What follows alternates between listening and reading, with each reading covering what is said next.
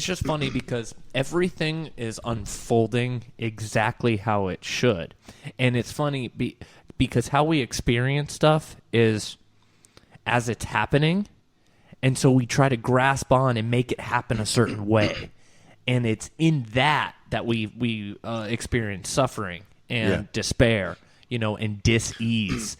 It grasping at this. Why is this unfolding this way? And that's what we're trying to get to. It's you're fighting what is. So death and sickness don't necessarily need to be attached to suffering. So that's really what we're trying to get at here.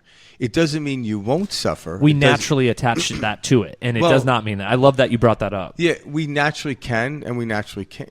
We don't have to. That's a great point. Yeah, it seems like we kind of naturally a big associate theme. that. Yeah, we associate death and sickness must be suffering, and with it's suffering. No. It doesn't have to be, but it can be. But suffering is a useful tool. I remember Eckhart Tolle said this, and when he said it, it was brilliant because it's so simple but brilliant. He said, suffering is a useful tool until it's needed no longer. It doesn't mean the disease goes away. It doesn't mean death stops. It means you come to an understanding what sickness is. You come to an understanding what death is. They're just periods of times or experiences within our life.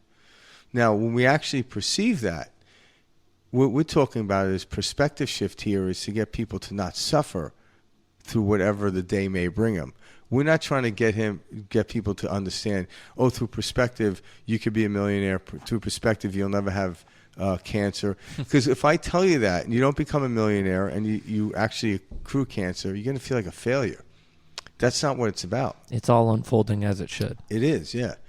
And we don't know, again, as we get better at this, go to different levels, just like great actors get to choose the role they want. But they tend to choose roles that create a lot of suffering to overcome it. And that's what we marvel over. Those are the greatest stories. Yeah, truly. Some of the interesting shows that you see out there, which they're very well acted, and I can see how they're acted. But sometimes there is no resolve within the character. And there's nothing wrong with that, but I don't care for those because we came here to resolve. It's not the resolve is to overcome the outlook on how we're going through. Like, we're going through this. I'm like, yeah, so what? Can we look at it differently? It doesn't mean that I don't see a starving kid in the street, but I see God in that starving kid now. I see life in that starving child. It doesn't mean I don't try to help them. I don't overlook it and brush it away, but I don't run and freaking out and be hysterical and be diseased by it because I will be no help to that starving child either. But when I stay calm and don't suffer for that child, I have a better chance to communicate with that child. And what is death? Death is the end of all sickness. It really is. So when they come in together, so death is a cure for all disease. But do we have to die to the corporeal self, or can I die to the concept of suffering? That's my perspective. And I do it all the time. Like, I get symptoms all the time. Like, I meditate every day. According to scientists and biologists and health experts, I do the right thing. I go to the gym and I eat right, except for once in a while I'll have cookies and stuff. Just don't tell Karen. They're like, where did all the cookies go? I'm like, I have no idea. I haven't seen them. Yeah. I love cookies and ice cream. And I'm going to stop there, but... You're like one of the healthiest people I know. Truly. Yeah. But so I'll go through these, I do all this stuff, but yet I'll get these symptoms that will come on. And what I've learned over time is I don't talk about it. I just sit with the symptom. And I watch it come and I watch it go. Now, in the past, I might have talked about it. I may have taken a day off from work or a couple of days off from work, I try not to spread it and go about. So I feel stuff coming on, and my perception onto it, I don't allow myself to suffer, but I feel the headache. I feel the nausea. I feel the dizziness. I feel whatever the symptom is. But when I sit with it, it seems to run through my body quicker. Now, I don't know if it's because of my perspective, it's running through my body, but I can tell you I'm not suffering anymore from it. Where the suffering years ago, I'm like, oh, great. This weekend's going to be hell. Like, wait a minute. Yeah, I'm going to be sitting on the couch all weekend. I'm not going to be able to enjoy myself and this and that. Where I'm like, but it's Wednesday. You talk about the weekend. I'm like, yeah, this how it happens. That to me is the mind of a suffering man, which I once was. Now it's just like, okay, I got the symptoms, so what? I may talk about it if someone's like, are you okay? I'm like, yeah, I just got a rush of energy through me. Is it good or bad or indifferent? I don't know, but I have the perception to say no.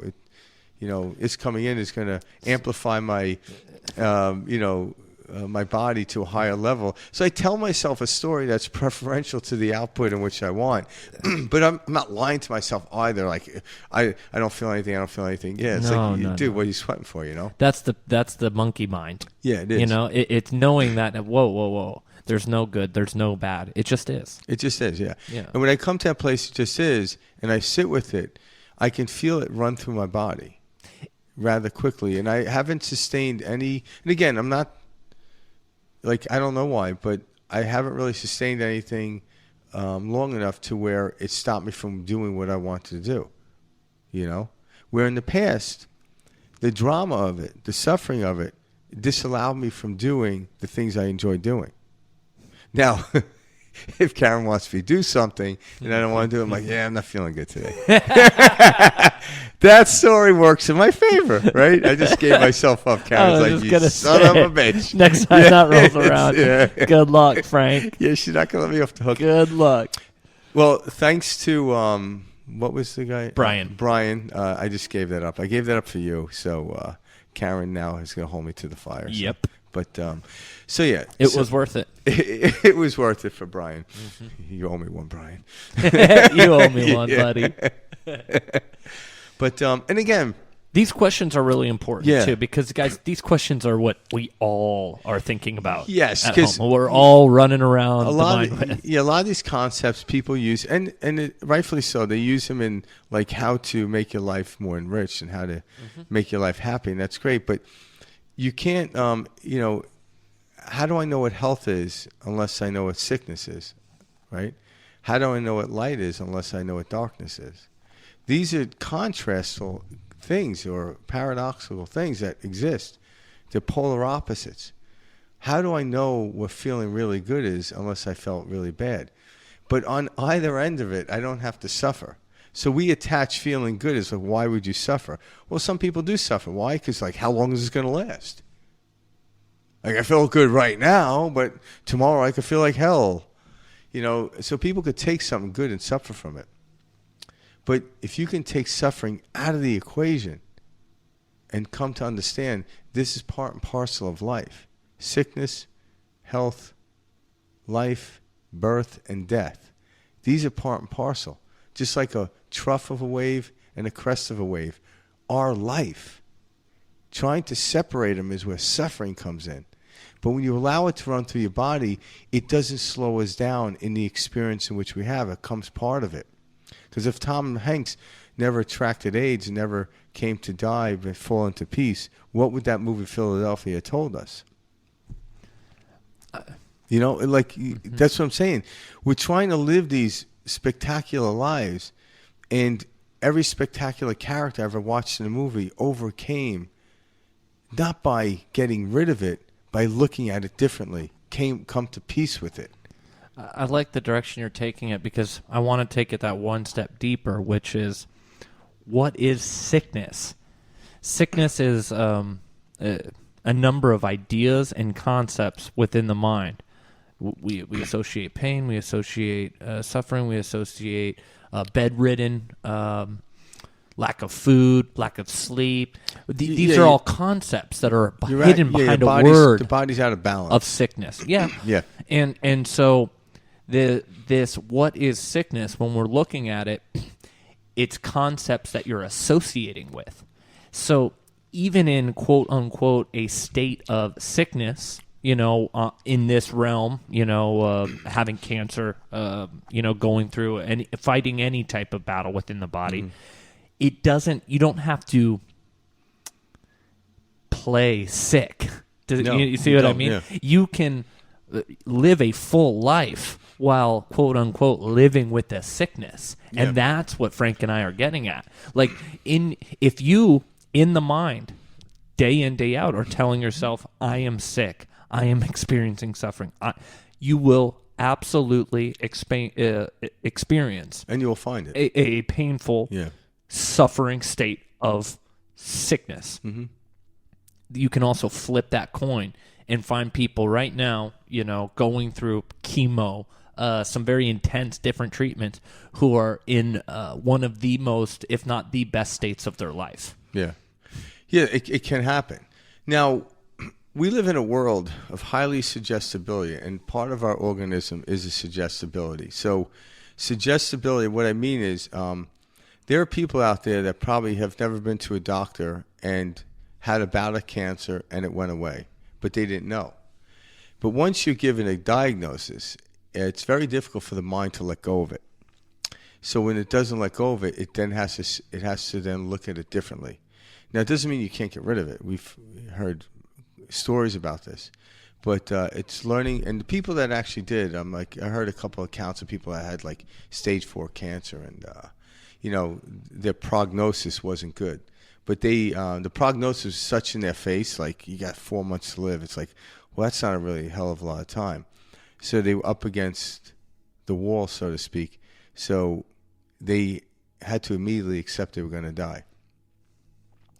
And once they accepted it, and again, this is not all cases. It doesn't mean they succeeded and the person who died after 4 months failed. It's not what I'm getting at.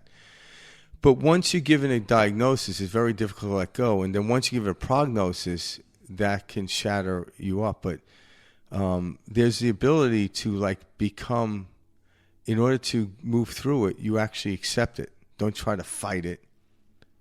Just sit with it and accept it. And then the suffering leaves. It doesn't necessarily mean the cancer will leave, but as science moves on, they're actually seeing that you can actually switch the cancer gene back to a healthy gene. I guess Bruce Lipton talks about this in his Biology Belief, and he continues further. Like when he written that book, even he has more research data behind him than even from the time in which he written the book.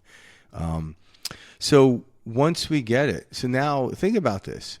If we came here, and the reason I believe we all came here is to see how powerful we are in a finite setting.